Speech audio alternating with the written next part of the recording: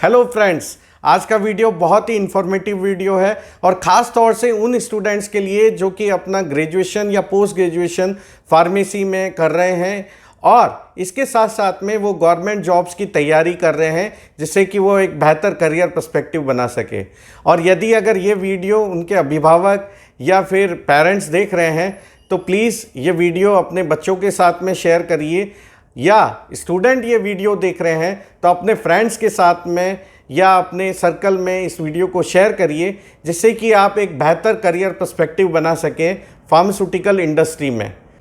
आज मैं इस वीडियो में अपने 15 साल का अनुभव आप लोगों के साथ में साझा करूंगा जो कि कॉरपोरेट सेक्टर और गवर्नमेंट सेक्टर दोनों ही सेक्टर से है। और यदि अगर आप जो है गवर्नमेंट जॉब्स की तैयारी कर रहे हैं या करनी भी चाहिए या नहीं, या फिर आप प्राइवेट सेक्टर में किस तरह की अपॉर्चुनिटीज़ को ग्रैब कर सकते हैं, किस तरह से एक बेहतर भविष्य बना सकते हैं, आज इन्हीं सभी के बारे में इस वीडियो में मैं आप लोगों से चर्चा करूंगा।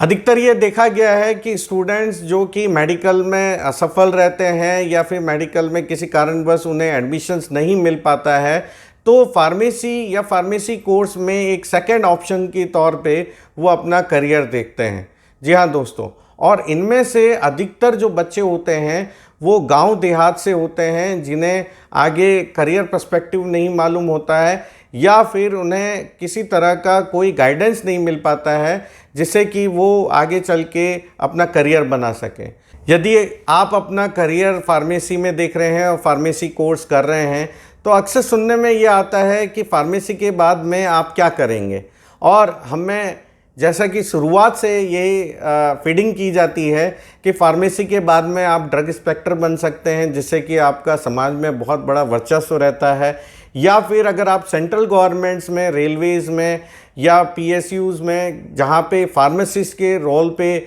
आप वर्क कर सकते हैं जिससे कि आप अपने पेशेंट्स को दवा डिस्ट्रीब्यूट कर सकते हैं, दवाओं के बारे में जानकारी दे सकते हैं। और सबसे लास्ट जो ऑप्शन रह जाता है गवर्नमेंट सेक्टर्स के अंदर वो है फैकल्टी पोजीशंस। यदि अगर आपने किसी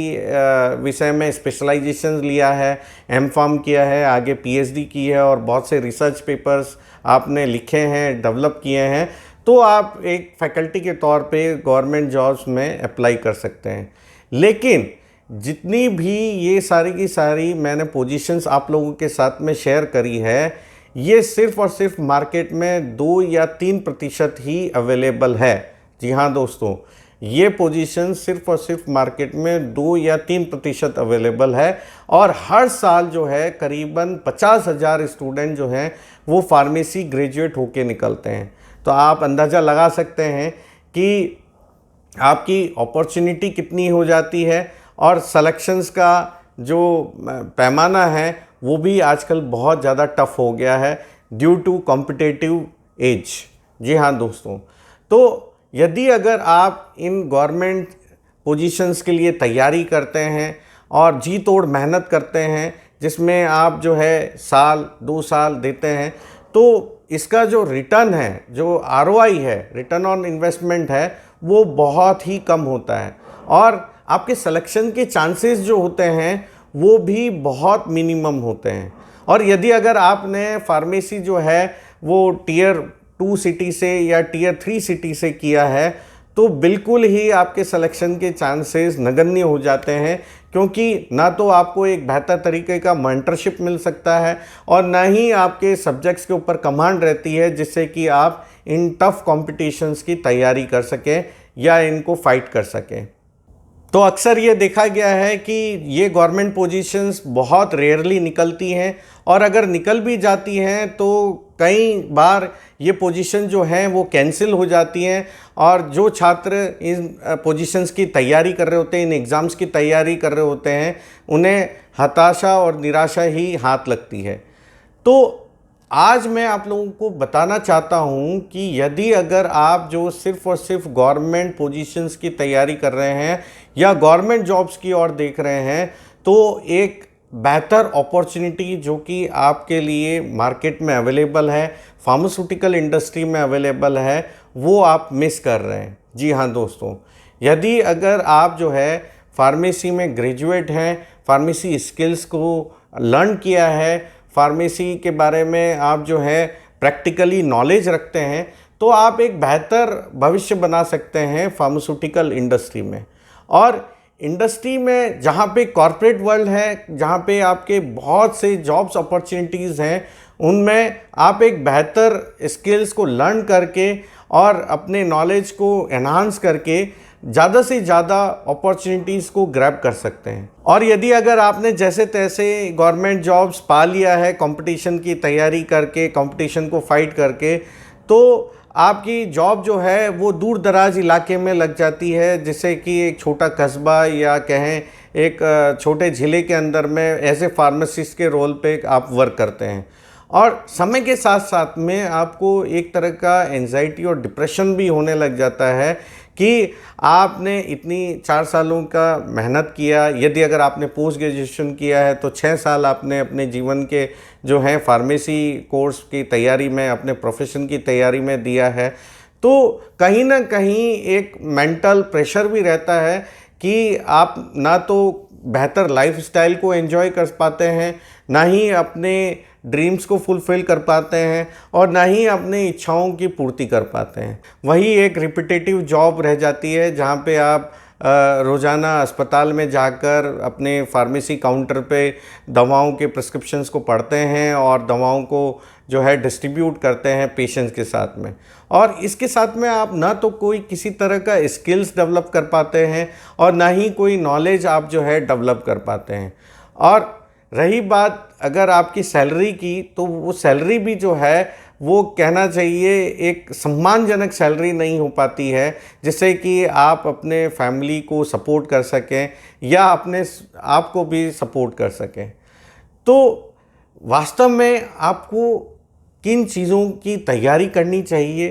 कहाँ पे आपको ध्यान देना चाहिए, जिससे कि आप एक बेहतर करियर अपॉर्चुनिटीज़ को ग्रैब कर सकें। जी हाँ दोस्तों, तो इस चैनल का उद्देश्य भी यही है कि आपको ज़्यादा से ज़्यादा क्लैरिटी प्रोवाइड करा सकूं और अपने अनुभव के तौर पे और अपने लर्निंग्स को आपके साथ में शेयर कर सकूं, जिससे कि आप एक बेहतर डिसीजन ले सकें अपने करियर के लिए। जी हाँ दोस्तों, यदि अगर आप यही कॉम्पिटिशन्स या फिर कहें समय जो है या अपने रिसोर्सेज जो है इन गवर्नमेंट एग्ज़ाम्स की तैयारी करने के बजाय अपने आप के ऊपर स्किल्स डेवलप करें, अपने नॉलेज को डेवलप करें, जिससे कि आप एक बेहतर अपॉर्चुनिटीज़ ले सकते हैं कॉर्पोरेट वर्ल्ड में। और जैसा कि मैंने वीडियो की शुरुआत में ही आप लोगों के साथ में शेयर किया, यदि अगर आप फैकल्टी पोजीशंस देखते हैं गवर्नमेंट यूनिवर्सिटीज़ में और कॉलेजेस में, तो आपको बहुत से डिग्रीज़,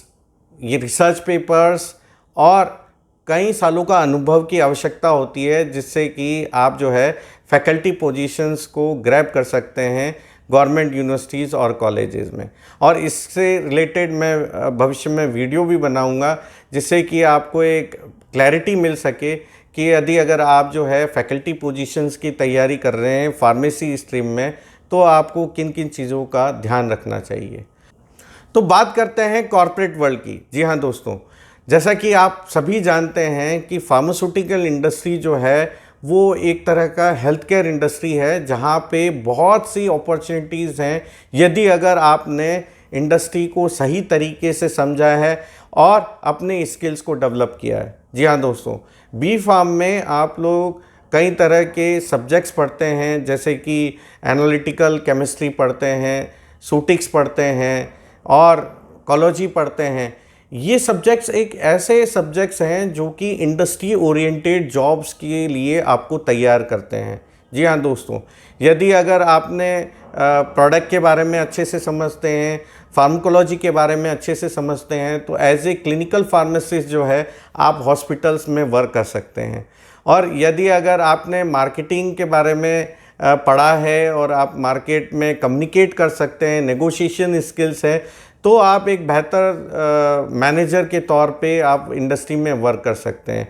और यदि अगर आपने एमबीए किया है साथ साथ में और मैनेजमेंट एस्पेक्ट्स आपके क्लियर हैं, तो आप as a product management team में, सप्लाई चेन मैनेजमेंट में या इंटरनेशनल बिजनेस में भी वर्क कर सकते हैं। और यही नहीं, यदि अगर आपका इंटरेस्ट सुटिक्स में है या केमिस्ट्री में है तो आप R&D सेक्टर के अंदर भी बेहतर तौर पे अपना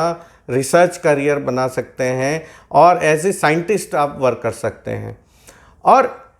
रही बात, जितनी जल्दी आप जो है अपने करियर की शुरुआत इन कॉरपोरेट या इंडस्ट्री में कर लेते हैं, उतनी ही जल्दी आप जो है अपने इनकम को इंक्रीज़ कर पाते हैं, अपने स्किल्स को इंक्रीज़ कर पाते हैं। और यही नहीं, आप जो है मार्केट के जितने भी